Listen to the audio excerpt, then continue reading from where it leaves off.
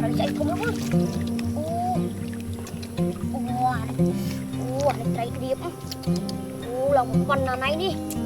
Mà có thằng một cái đầu chia à. Mình tặng ăn đi.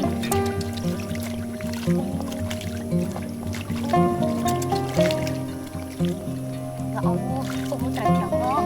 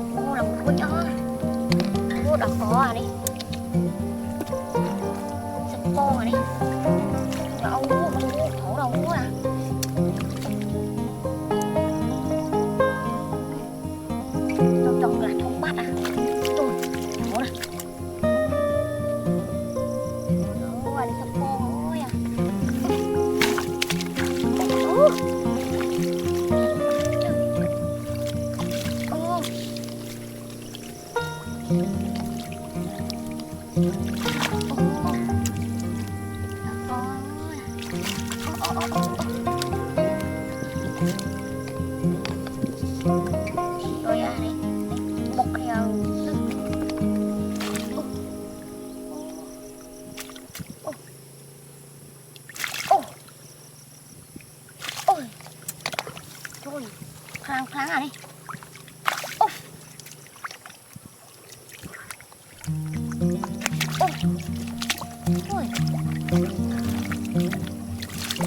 Ngoài này bình bình à. Gì ấy sẽ thấy côn thấy. Ngoài này kháng này.